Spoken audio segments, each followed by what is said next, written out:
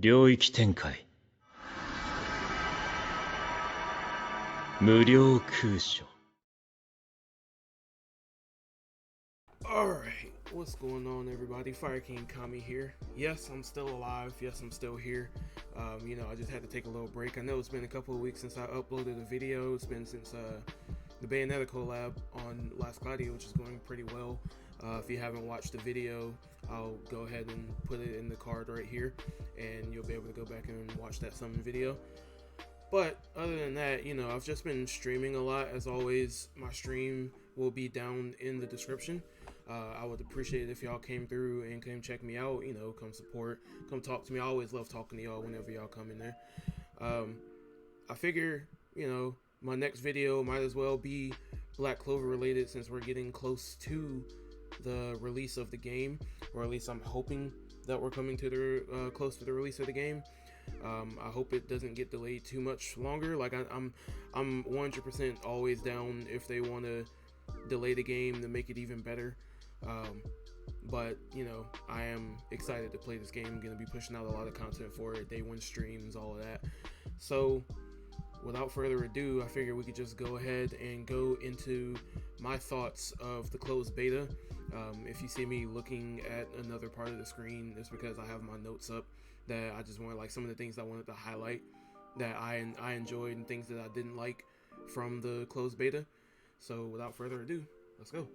So in case you didn't know, Black Clover is a story about a kid named Asta who's born in a world of magic, yet he has no magic. He dreams of becoming the strongest mage in the kingdom, known as the Wizard King, that you can see on screen right here. Basically, the story details his life going through having to overcome his limits. Like I always say, overcome your limits. Like Yami says, overcome your limits. And he just goes throughout the world, continually pushing past the things that he can do and amazing everybody around him.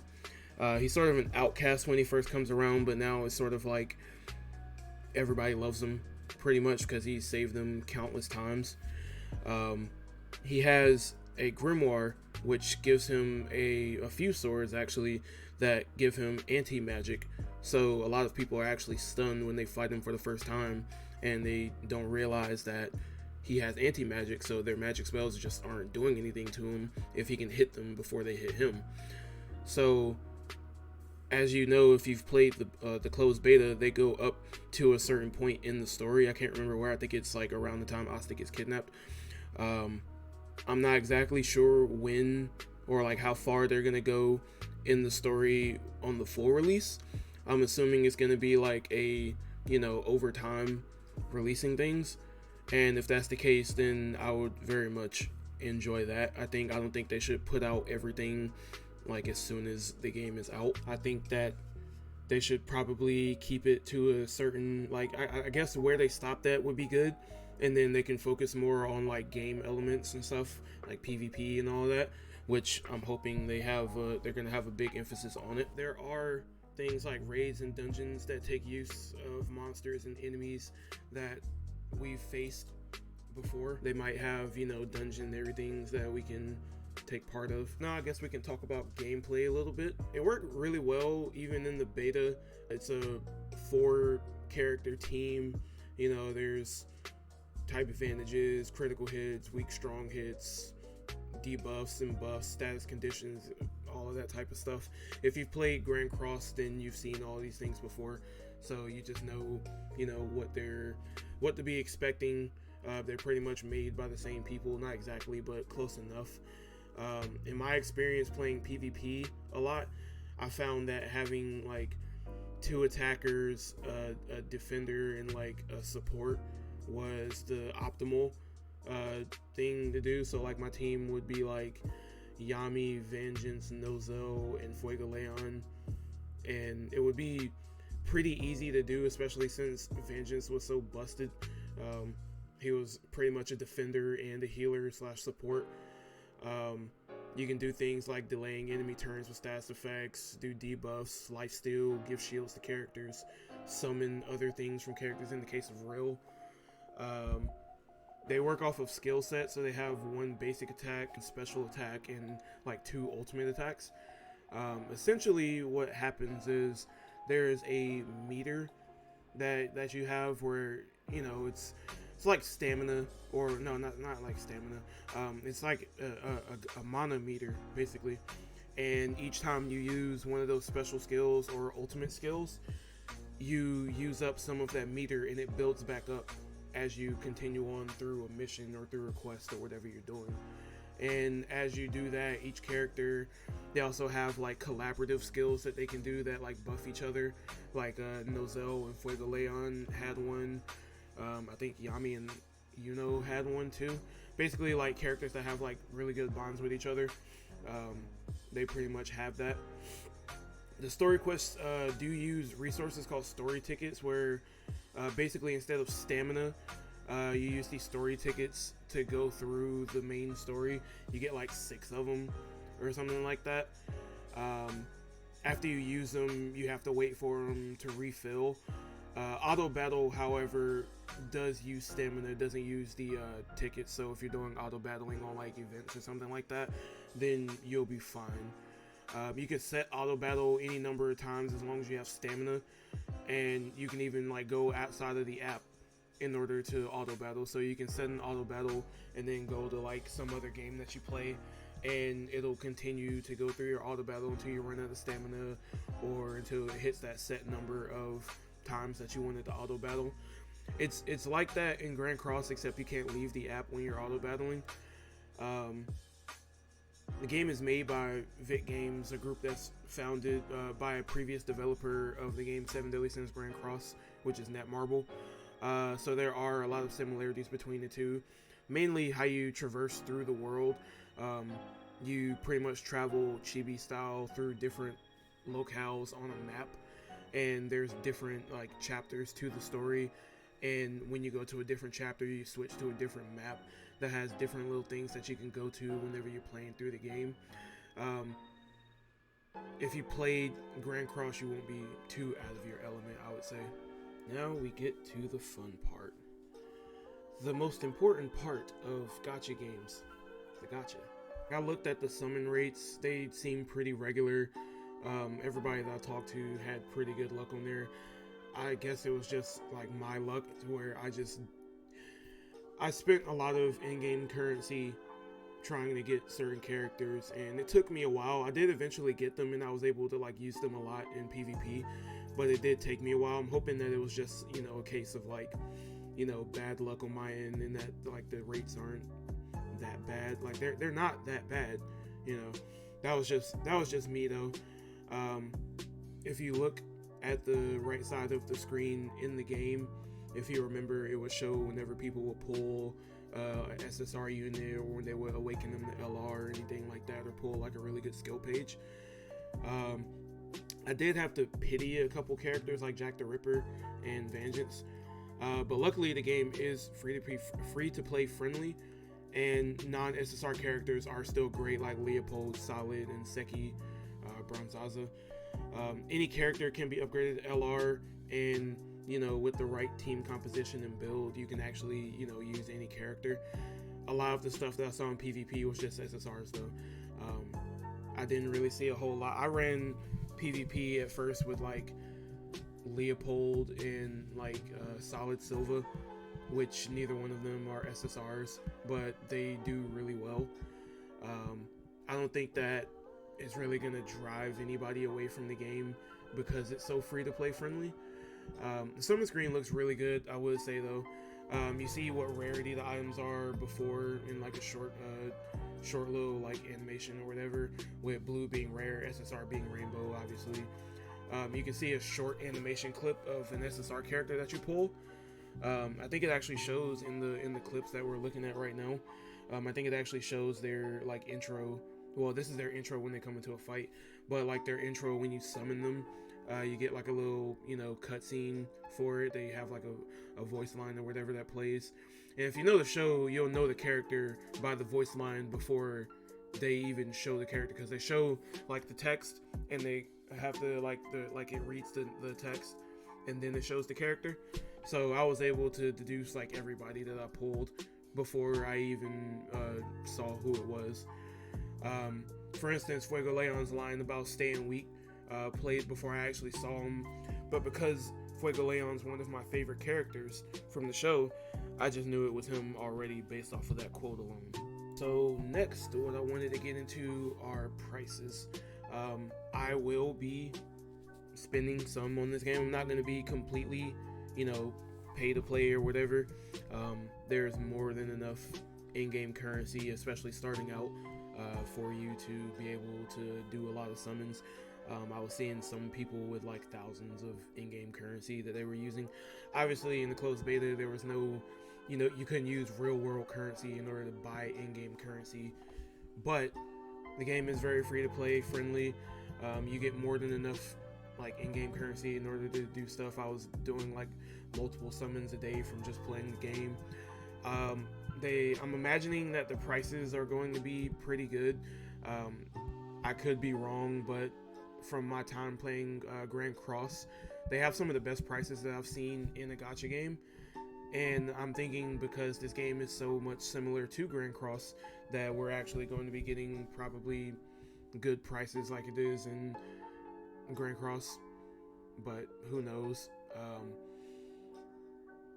I'm hoping that the structure of it is decently priced. So now we can get into one of the most important parts of the game, which is the characters. Obviously there is a big emphasis on characters in the game, and you pretty much can make whatever team you're looking for if you have an idea of how to build them. Characters are built in a way that gives traditional RPG elements to them. For example, Fuego Leon, Leopold, and presumably Mario Leona, when they add her, are all going to be burn damage characters. I know Fuego Leon and Leopold can deal burn damage to enemies. Nozel poisons people because of his mercury manipulation. Vengeance heals people and provides shields for his team with some of his skills. The characters pretty much have been carefully thought out, integrated what they do. Like I said before, every character can be increased from their base rarity to LR. However, not every character needs to be LR.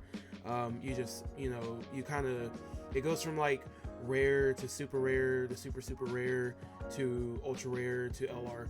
Some characters are perfectly fine being ultra rare, like Nozel, not Nozel, Solid, and Leopold.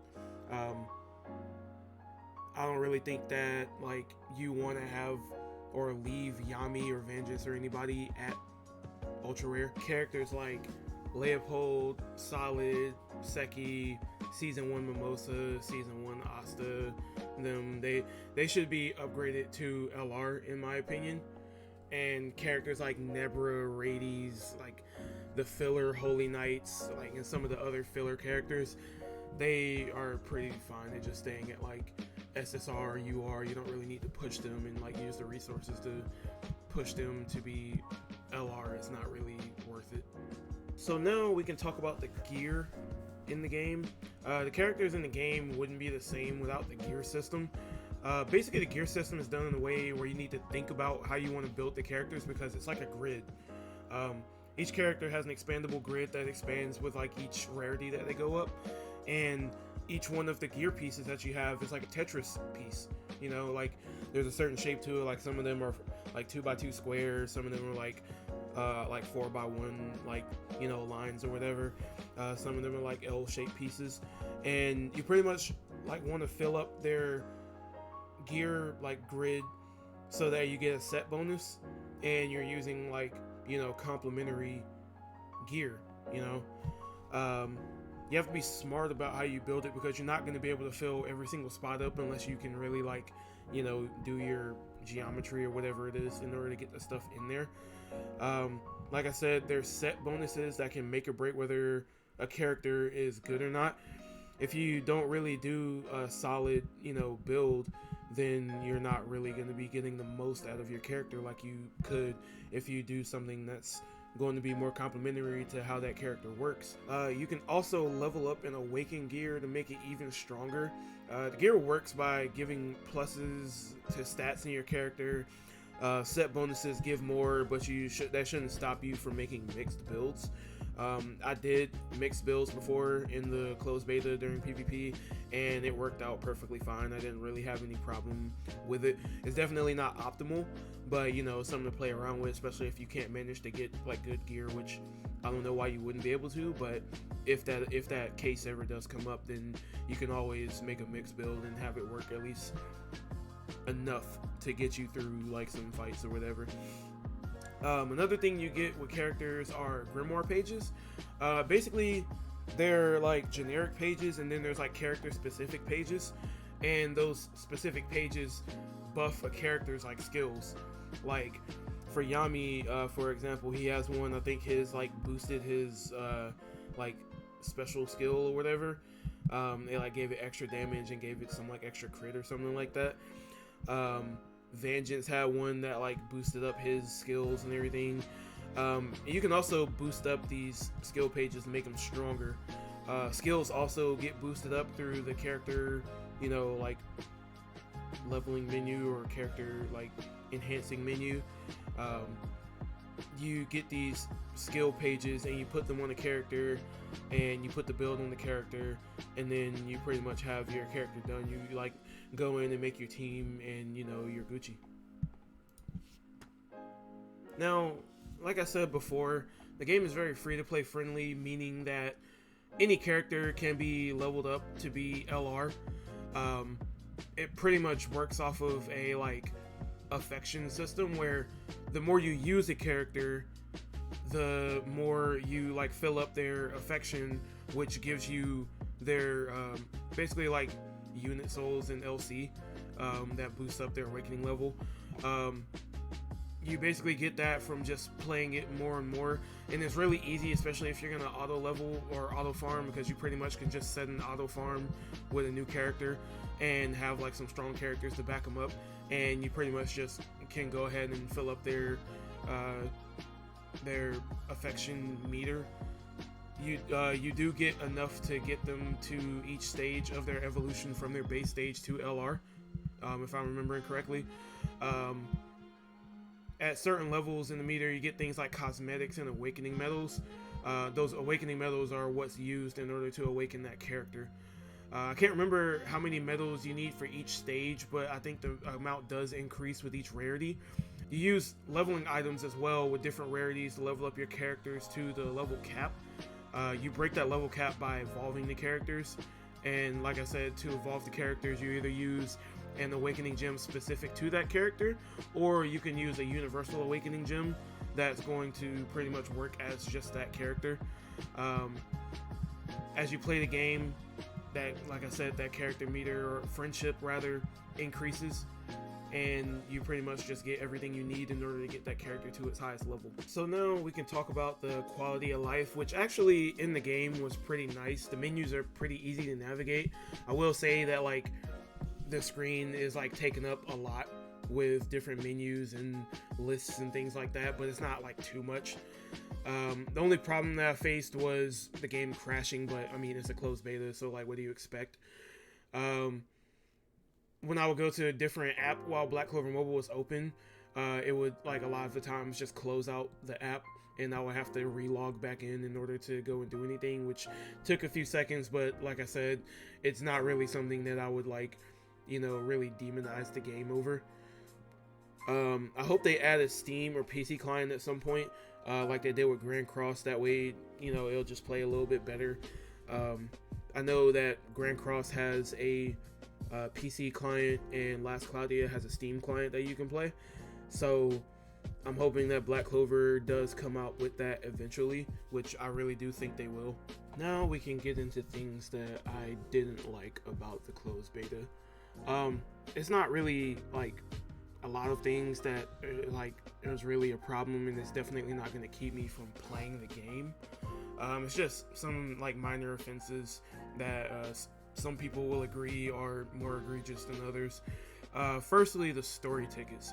They don't give us enough. I'm hoping that they give us more as we like level up through the game or something like that, because we only get 6 at a time, and that's definitely not enough to make any sort of meaningful progress in the story. A lot of the times I was relegated to doing events and PvP because I didn't have any story tickets to do.